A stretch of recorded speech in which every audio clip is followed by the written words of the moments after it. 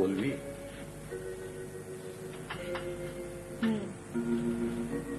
বল।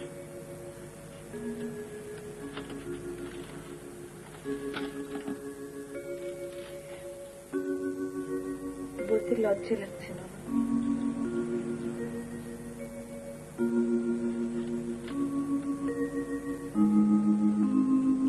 ও একটু চাকরি পেয়েছে।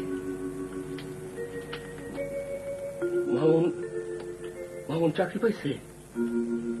হ্যাঁ, খুব ভালো চাকরি, চা বাগানের চাকরি, কিন্তু অফিস ঢাকাতেই, হেড অফিসে। বাড়িও দিয়েছে। তোরা বিয়ের তারিখ ঠিক করছিস?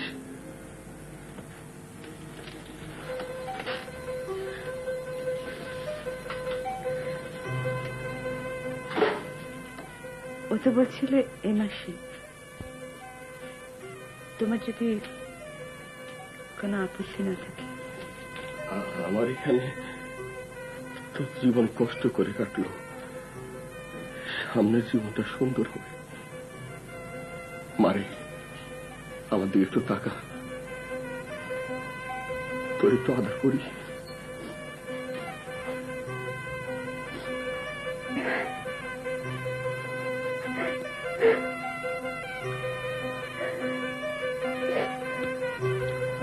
বকুল, বকুল, তোর মুনাফার বিয়ে।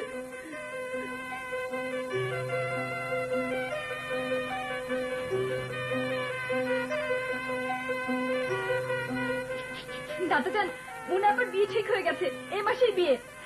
দাদাজান, আমার কি যে ভালো লাগছে।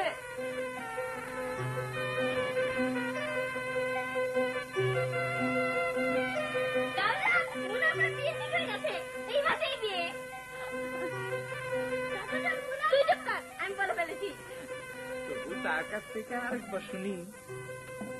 ভালো খবর, বারবার শুনতে ইচ্ছা করে। কি হয়েছে রে বাবু? মুনাফা বিয়ে করে ফেলেছে।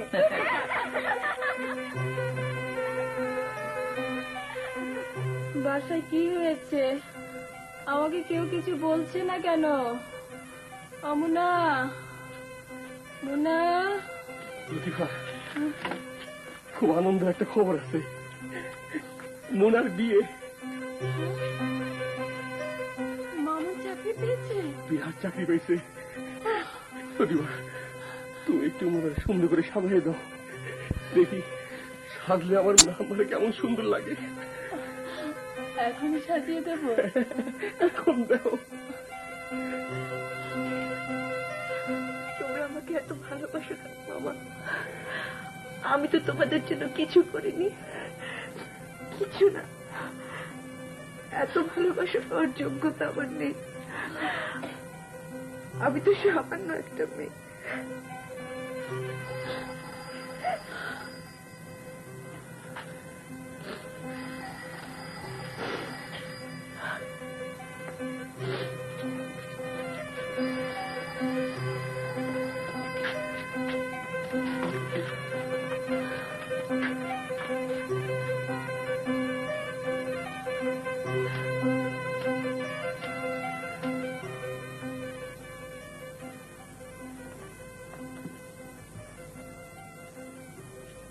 বলুন। এটা কি শওকত সাহেবের বাসা? জি। ওনাকে ডাকুন, আমরা ওয়ারেন্ট নিয়ে এসেছি। ওয়ারেন্ট?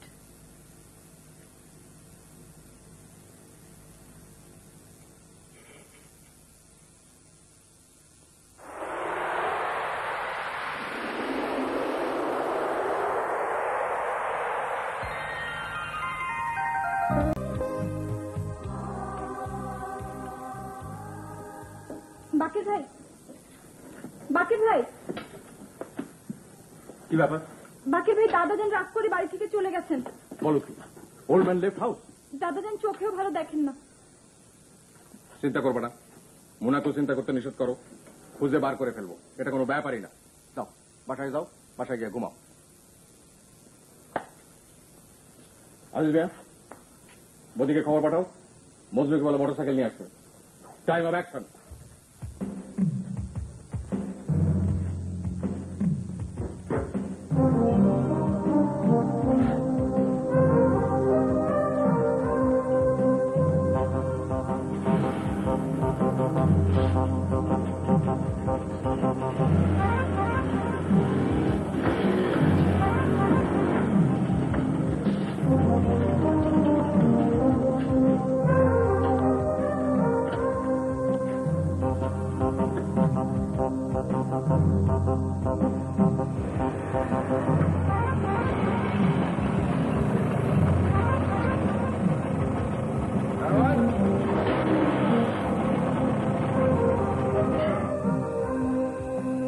ফায়ার।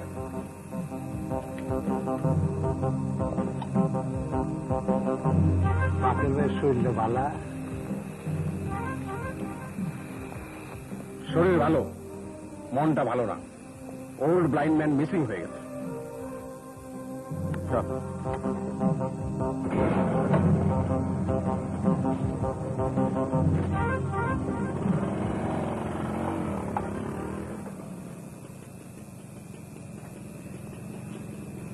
আগুন ধরিয়ে দিয়েছো চান মিয়া? জি স্যার। ভালো, স্যার এই হারামজাদের আমরা একটা শিক্ষা দিব না?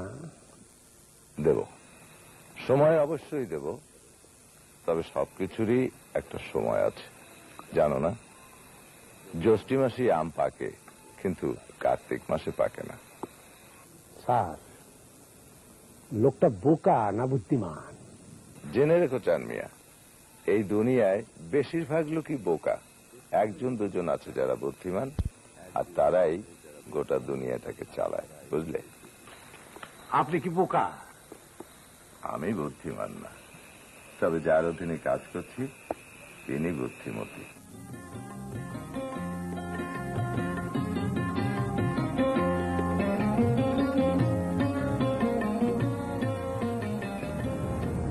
স্যার, আমাকে চিনতে পেরেছেন? রেবেকা বলছি। কেমন আছেন? আপনি এত ব্যস্ত মানুষ যে আপনাকে ডিস্টার্ব করতে আমার ভয় লাগে। জি, আমার মেয়ে তিনটিকে তো আপনি দেখেননি। জি, আমার বড় মেয়ে সোমা, খুব ভালো মেয়ে। হুম হুম, আপনি কি একবার দয়া করে আমার বাসায় আসবেন? খুব খুশি হব। কি বললেন? আসবেন? এত সৌভাগ্য কি আমার হবে?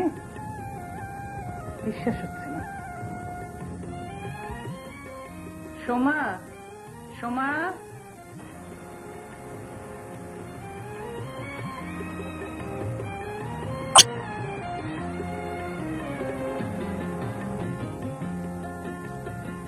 আমিন সাহেব আসছেন। সোমা, আমিন সাহেবটা আবার কি? এরকম অশ্রদ্ধার সাথে কথা বলছো কেন? আমিন সাহেব কে তা তুমি ভালো করেই জানো। খুব শ্রদ্ধার সঙ্গে কথা বলতে হবে। হাসছো কেন? অত হাসির কি হলো? যাও, ড্রেসটা চেঞ্জ করে এসো।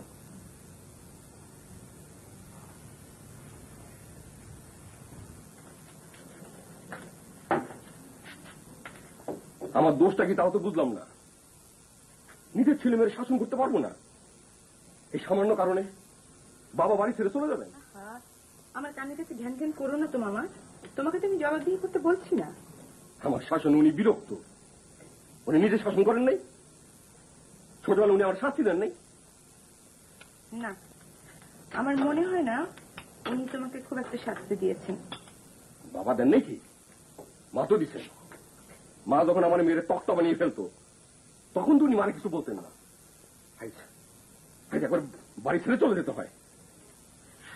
মামা দেখো তো, বুঝতে পারছি